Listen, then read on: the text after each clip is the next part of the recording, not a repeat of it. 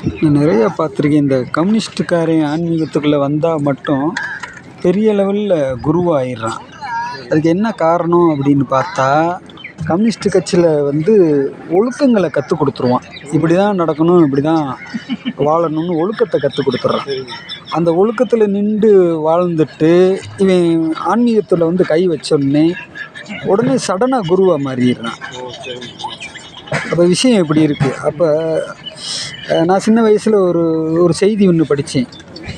மக்கள் வந்து மழையே இல்லைன்னு போய் கம்ப்ளைண்ட் பண்ணுறாங்க யாருக்கிட்ட? நீதிபதிக்கிட்ட.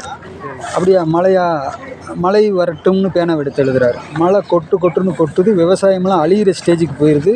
மறுபடியும் மக்கள் வந்து ஐயா மழை அதிகமாக பெய்யுது அப்படின்னு சொன்னோடனே அப்படியா சரி மழை நிற்கட்டும்னு எழுதுறாரு. மழை நின்றுது. அப்போ இந்த ஆற்றல் அவருக்கு எங்கேருந்து வந்துச்சு? அப்போ இந்த நாக்கினுடைய முனையும் அந்த பேனாவினுடைய முனையும் ஒரே நேர்கோட்டில் இருக்கணும். சொல்லு ஒன்றாவும் செயல் ஒன்றாவும் இருக்கக்கூடாது.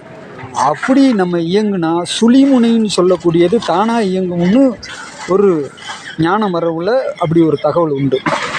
அப்படி தான் எங்களுக்கெல்லாம் இயங்குதுன்றதை நாங்கள் பிற்காலத்தில் தெரிஞ்சுக்கிட்டோம். ஏன்னா தவம் பண்ணுற எத்தனையோ வயோதிகர்கள்ட்டெல்லாம் இல்லாத ஒரு சக்தி நம்மளுக்கு எப்படி கிடைச்சதுன்னு நம்மளே ஆச்சரியமாக அதை கொஞ்சம் ஆய்வு பண்ணும்போது தான் இந்த விஷயங்கள்லாம் நம்மளுக்கு புரிய வருது. அப்போ என்ன சொல்லு செயல் எண்ணம் அந்த நாக்கில் வரக்கூடிய அந்த நாக்கு முனையும் நம்ம எழுதக்கூடிய பேனா முனையும். அதனால தான் சாமி வந்து என்ன சொல்கிறாரு, மினிட்டை எழுதக்கூடியவன் வந்து அவனை வந்து எனக்கு சமமாக நீங்கள் பாவிக்கணும்னு சாமி எழுதியிருக்கிறார் இல்லையா?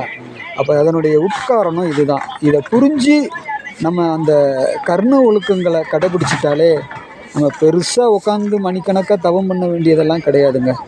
இதுதான் இன்றைய செய்தி. நமஸ்காரம்.